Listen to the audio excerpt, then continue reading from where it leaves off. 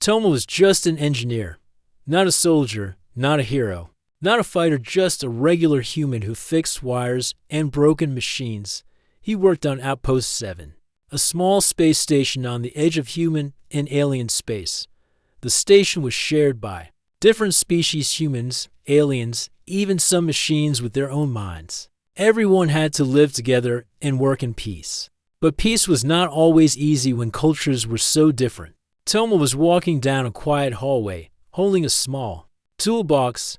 A big generator in Sector B was broken again, and he had been sent to fix it. He was tired and a little lost. The station had too many doors, too many turns. He checked the number on the door in front of him, Room B17. Must be the storage room, he said to himself and pushed the door open. What he saw next made him freeze. Inside the room stood Zarvi, one of the alien mercenaries stationed there. Her armor was half off, and she was in the middle of removing her gear. She turned around slowly, her deep blue skin glowing under the ceiling lights. Her golden eyes locked onto his. Toma's heart stopped. Oh no, he whispered. Zarvi didn't shout. She didn't attack. She just stared at him with a sharp, unreadable expression. Toma turned red.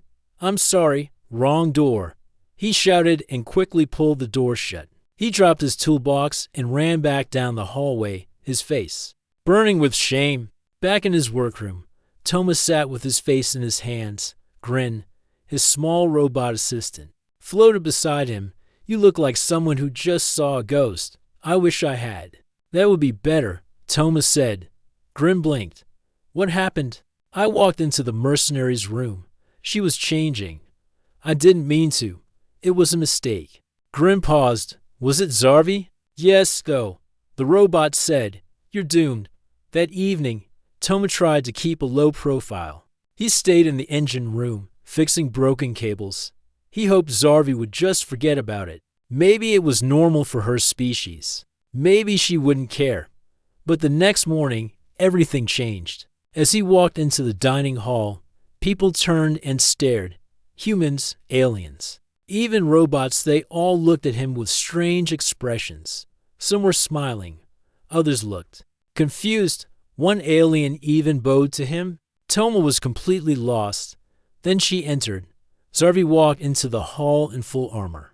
Her long spear was across her back. She stood tall, proud, and silent. She looked around, spotted Toma, and walked straight toward him. Oh no, Toma whispered. Again, she stopped in front of him. Everyone fell silent. Zarvi looked him in the eyes and said clearly, You have claimed me. Toma blinked. What? She repeated. You have claimed me. By the rules of my people, the bond is made. Wait, what bond? I just opened the wrong door. You saw me in the sacred state. You did not turn away immediately. This means you accept me. No, I didn't even know it was you. And there, Zarvi tilted her head. But you did not run right away. I did. Okay, maybe not fast enough, but that's not claiming. People around them were whispering, laughing, or gasping. Commander Pell, a grumpy old human in charge of the station, came over, rubbing his forehead. I should have known it would be you, Pell said to Toma. What did you do? Nothing. I swear. Zarvi stood calmly. The claiming has been seen by the stars. It cannot be undone. Later, in Commander Pell's office, Toma sat across from Zarvi. Pell paced behind his desk. This is a mess, Pell said. Toma, do you understand what you've done? No, I didn't do anything. Zarvi looked calm. You have honored me. I will now protect you. We are partners, Pell sighed, in her culture. When a warrior is seen while undressed without armor, they are considered vulnerable. If someone sees them and doesn't turn away instantly, it means they accept them fully. It's seen as a form of choosing. That's crazy, Toma said. I didn't even know the rule. Zarvi frowned slightly. Are you saying you do not accept me? I mean, you're amazing and strong and scary. But I didn't mean to claim anyone. Grin's voice crackled over the intercom. Toma claimed a warrior queen. This is better than the last 20 holodramas I watched. Grin, shut up, Toma shouted. After the meeting, Zarvi began following him.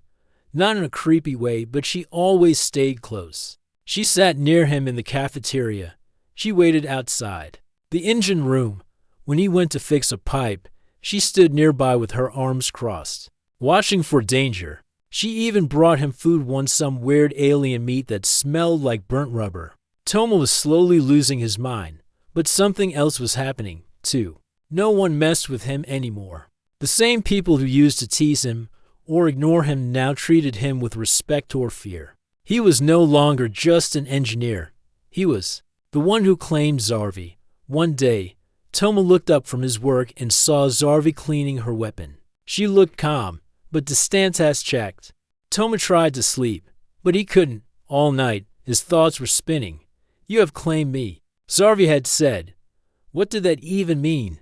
It sounded like something from a drama show. Not real life, but on this space station, things were never simple, especially not with alien traditions involved.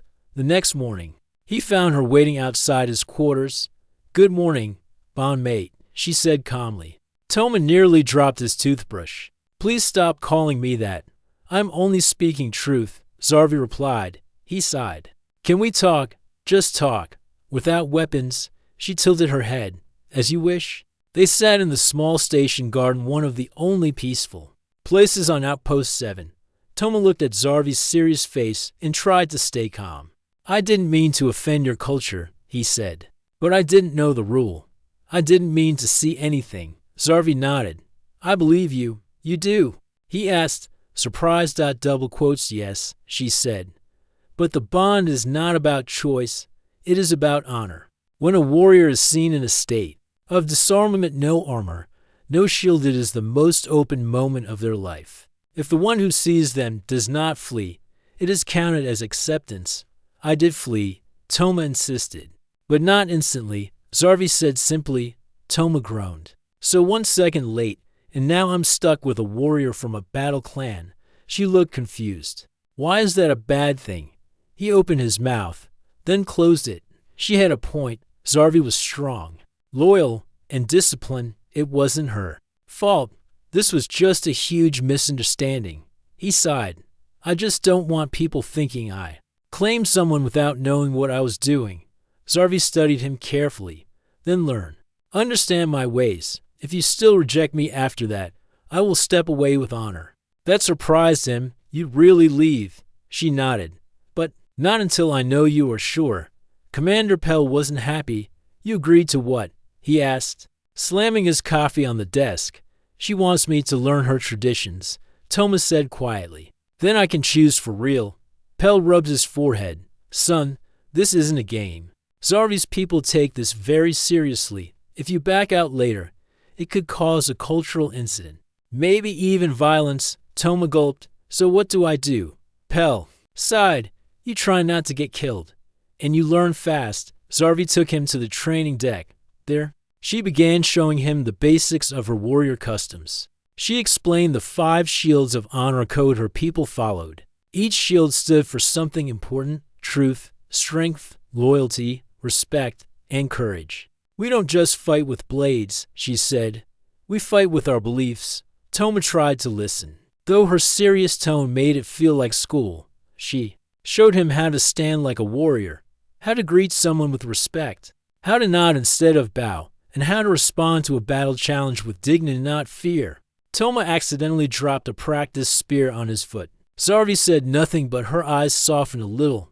Later, during lunch, Toma sat at his usual table with a plate of station food, mostly mush and tasteless bread. Sci-Fi sat beside him, eating strange red berries from her home planet.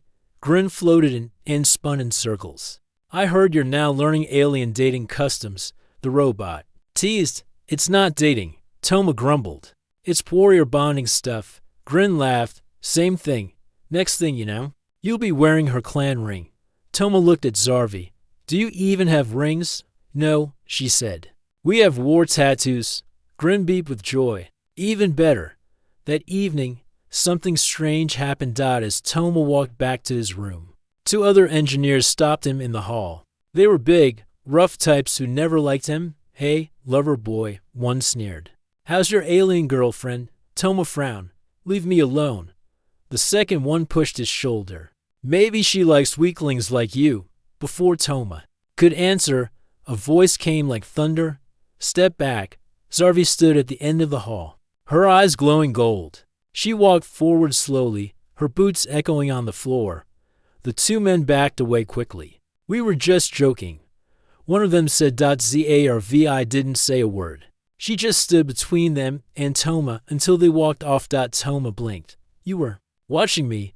I watch what is mine, she said. I'm not yours, he muttered. Zarvi didn't argue. She simply looked at him and said, but I protect you anyway. That night, Toma couldn't sleep again. This time, though, it wasn't fear or confusion keeping him awake. It was a strange warmth. No one had ever stood up for him like that. No one had ever protected him, not since his parents were gone.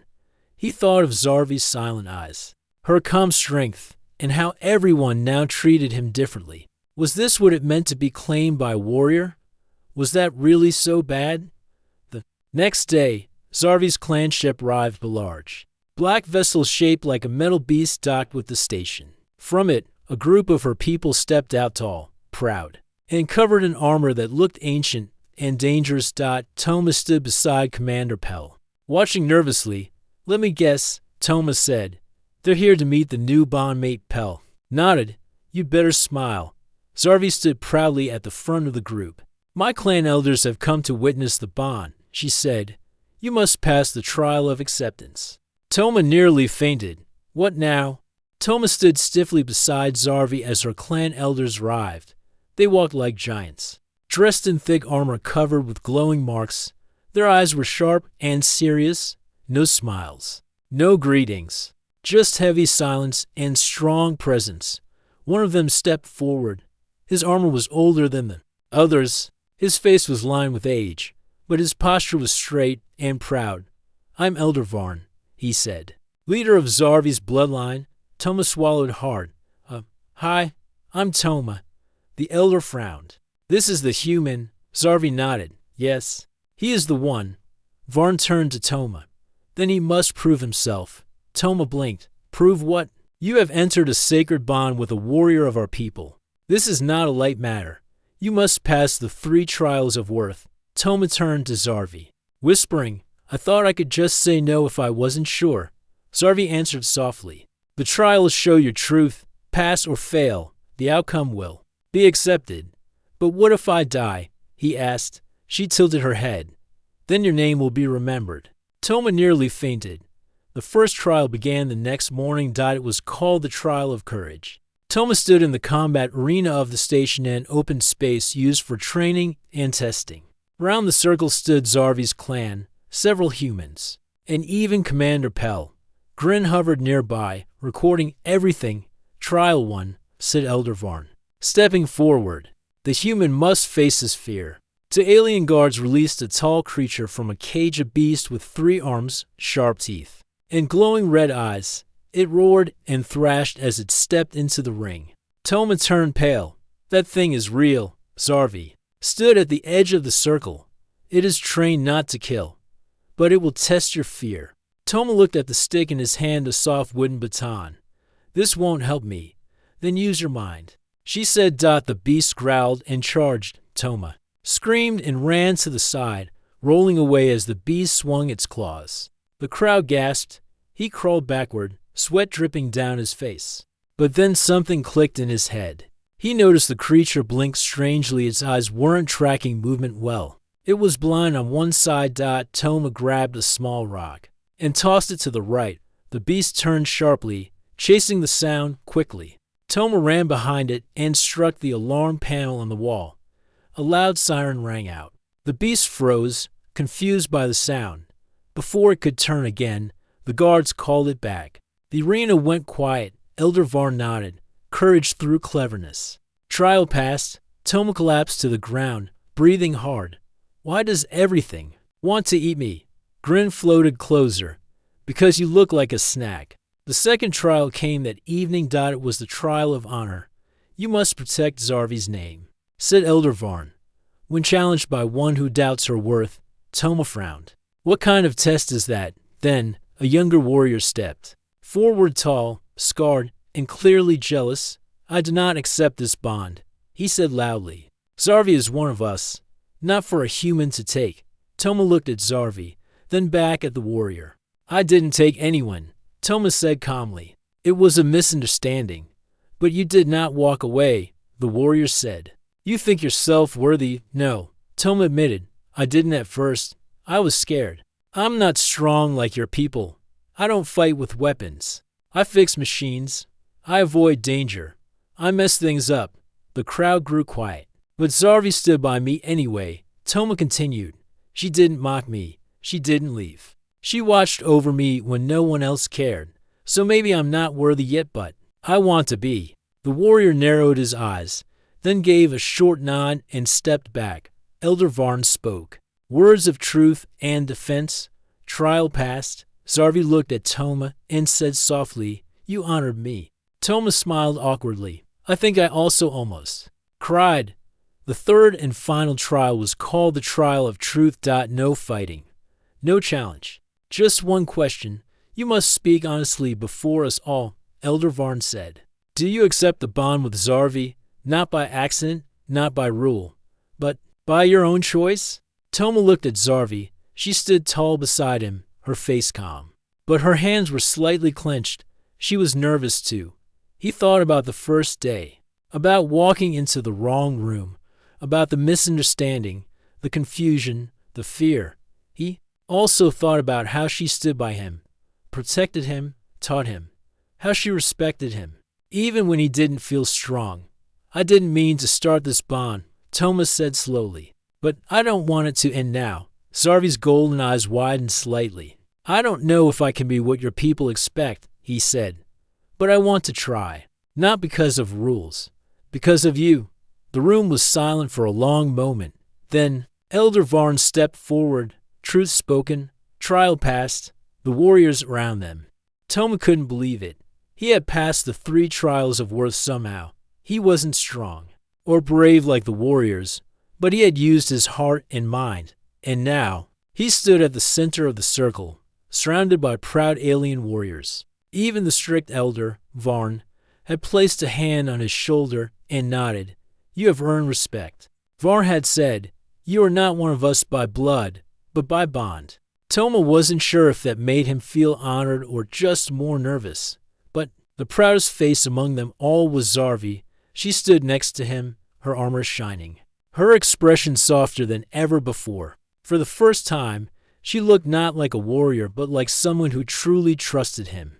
After the ceremony, Zarvi brought Toma to the quiet garden in the center of the station. It was filled with glowing blue plants from a dozen different planets. The air smelled clean and calm. It was a place of peace. Rare on a station full of weapons and alarms, they sat on a metal bench. Neither spoke for a while. You were brave, Zarvi said finally. I was scared the whole time, Toma admitted. Bravery is not the absence of fear. It is the act of standing anyway. He smiled at her. You're full of wise sayings. She looked away. They are old clan words, but they are true.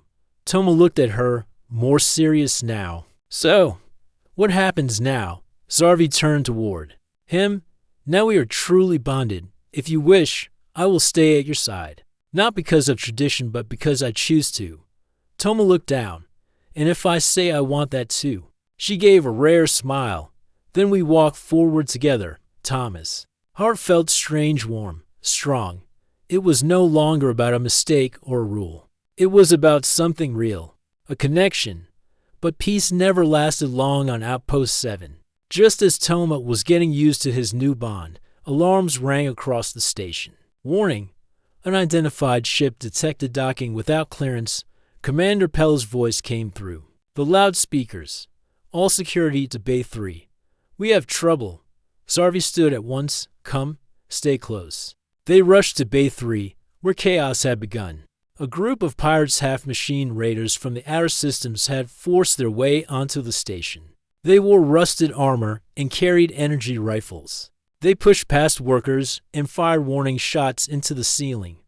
We are here for supplies. One of them shouted, and if anyone gets in our way, we take more than that. Toma hid behind a crate as Zarvi and her clan moved forward with practiced skill. The The warriors formed a line, weapons ready. They didn't attack yet, they waited. Toma saw Commander Pell arrive with a few human soldiers. They joined the defense. But they were outnumbered. Scifi stepped forward, her spear glowing. "This is not your space. Leave or be removed." The pirate leader laughed. "And what army will stop us?" Scifi didn't answer. She just moved. She dashed forward like a shadow, spear spinning, striking with perfect aim.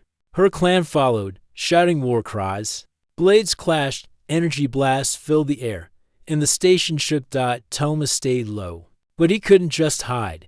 He saw a panel nearby, an old security control box. Maybe he could help. He crawled to it and began typing quickly. "Come on. Override systems, lock doors."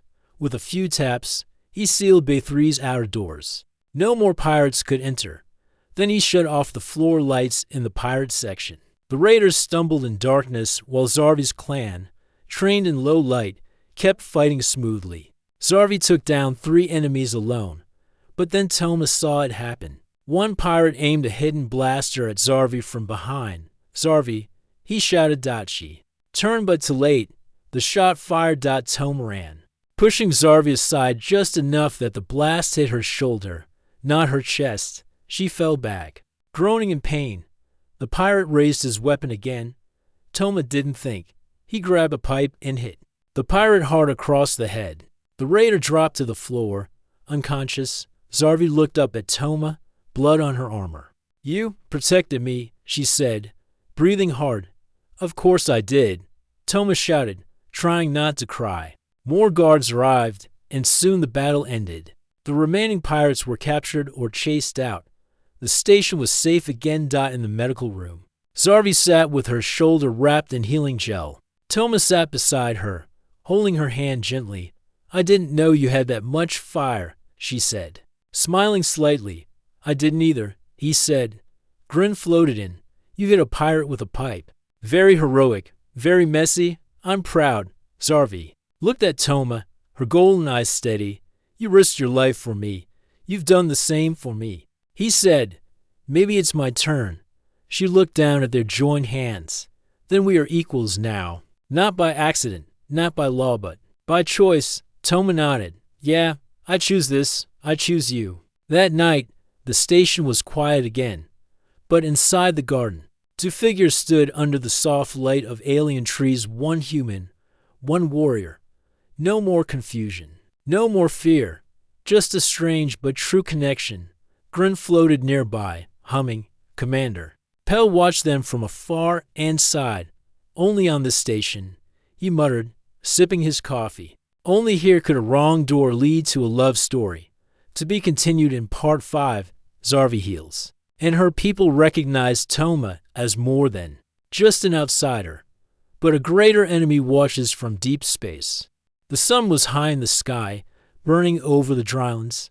The desert stretched for miles and miles, with no trees, no rivers, only sand and broken rocks. Wind blew slowly across the ground, carrying dust like soft smoke. Toma was working near a tall metal tower that stood alone in the middle of the desert. It was an old relay tower built to send signals across the far zone of Earth. Toma was a simple mechanic.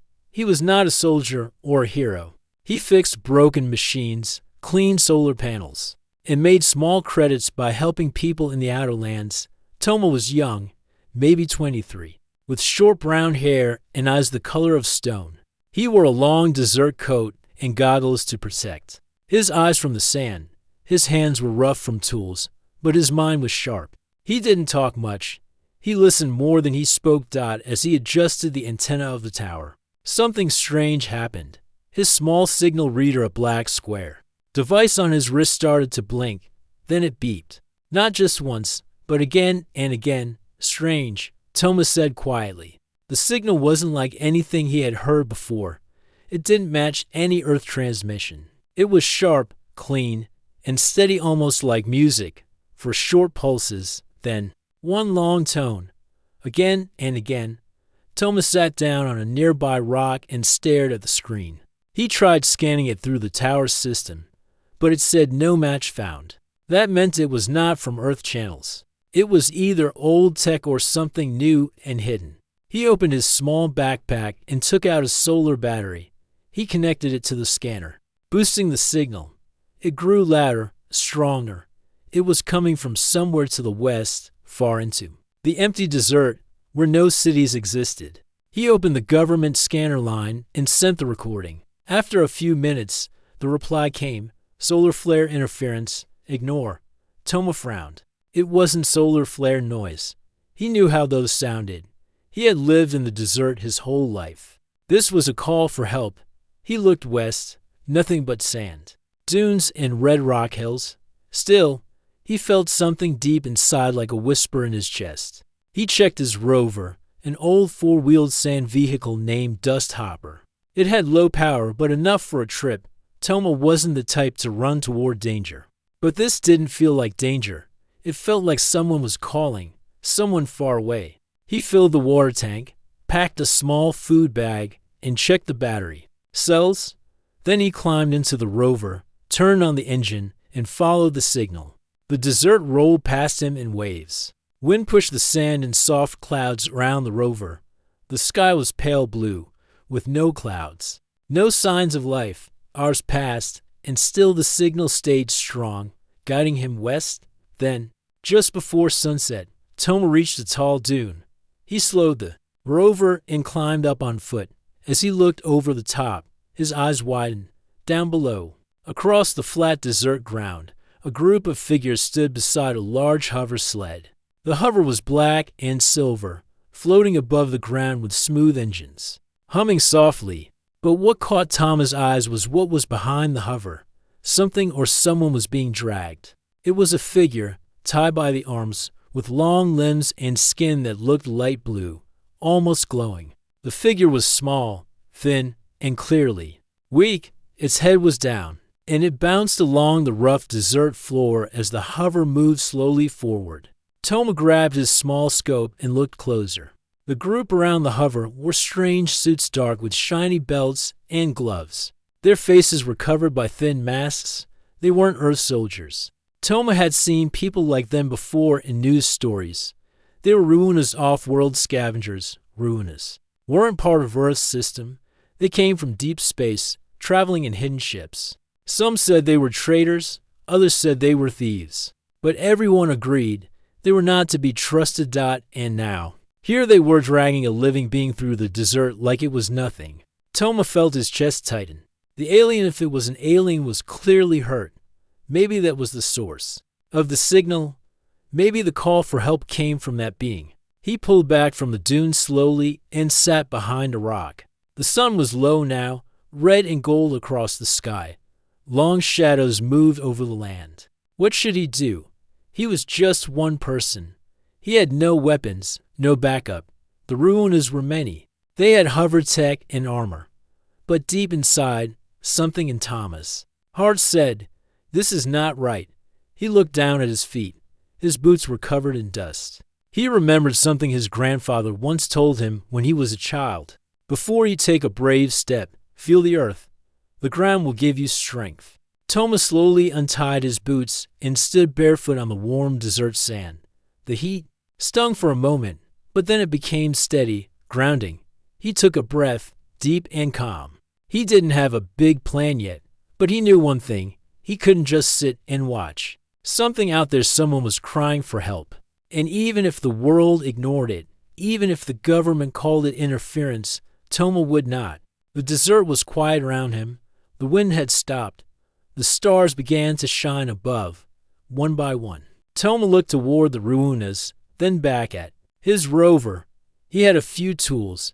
He had his mind, and now he had purpose. Outpost 7 had returned to COM. Toma walked through the station halls with more confidence now. People no longer looked at him as just the shy engineer. He was someone who had faced danger and stood beside a warrior. Scifi walked with him, always alert, her golden eyes watching everything.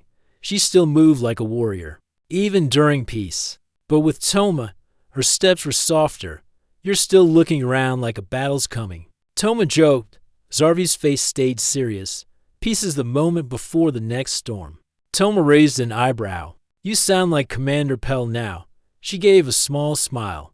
He is wiser than he looks. But far above them, in deep space, the storm had already begun. A dark ship floated beyond the station's sensors. It had no lights, no signal, and no flag. Its hull was rough and full of sharp metal lines clearly built for war. Inside, tall figures with silver skin stood around a large screen. On it, a live feed showed Outpost 7. One figure stepped forward. His voice was cold and flat. The warrior Zarvi now bonds with a human. She was once one of ours. Now she shares power with outsiders. Another voice, sharper, replied. She broke the old code. She must pay. A third figure raised a hand. No, we will not attack yet. We watch, we wait, and when they trust the quiet, we strike. Back on the station, Thomas sat in the engine room, fixing a power coil. Grin floated beside him. You've changed, Grin said. Toma looked up. How? You don't trip over your own feet anymore. You talk louder, and you make less weird jokes. I still make weird jokes, Toma replied. True, Grin beeped. But now, people laugh. Toma smiled, wiping sweat from his forehead. Guess I'm growing. Just then, Zarvi entered the room. Her armor was back on, polished and clean. She carried her long spear over her shoulder. Come with me, she said. Toma stood up. Where? To the observation deck. Something feels wrong. The observation deck was quiet. A few officers sat at the controls, looking over data. Large windows showed the stars outside. Toma and Zarvi stood by the window, watching the darkness. Do you feel something? Toma asked. Zarvi nodded slowly. Not see. Feel. Like a cold breath on the back. Commander Pell entered behind them. Scanners just picked up a small energy ripple near the outer ring. Could be natural or something hiding. Zarvi turned. Shadows do not come without reason. Pell nodded. That's why we're raising the shields early. No more surprises, Toma frowned. You think it's someone from your past? Zarvi was quiet for a moment. Then she said, yes. And they are not friendly. That night, Zarvi told Toma a story. They sat in the garden, alone under the glowing plants. Her armor was off, and she wore simple robes. Her voice was low. There was once a faction in my people, she said, called the Dark Blades. They believed in strength above honor. They trained to destroy, not protect. I was once part of them long ago. Toma listened carefully. I left after I saw what they became. They destroyed whole villages. They took without asking. I couldn't follow them anymore. Toma asked, so, they were your enemies? Zarvi shook her head. Worse, they were my family. Toma looked into her eyes. Do you think they're coming now? Yes, she whispered. And they won't care about this station. They'll only care about punishing me. The attack came at midnight. Without warning, the power flickered. Then alarms screamed. Unauthorized boarding Sector C hostiles. On board. Commander Pell's voice echoed through the speakers. All personnel to battle stations. This is not a drill. Toma jumped up from his bed, pulling on his jacket. Zarvi was already at the door, fully armored. Stay behind me. But Toma grabbed a toolkit and a handheld shield. Not this time. The halls filled with noise and flashing lights. Warrior clan members and human guards rushed to their posts. The attackers moved fast, silent, and deadly. They wore dark armor, like shadows. Their eyes glowed faint red. They didn't speak. They only struck. Zarvi met them head-on, her spear clashing against their blades. Toma worked behind hurry-rooting doors, locking systems, trapping enemies with quick thinking. He activated backup lights to blind the invaders' dark vision gear.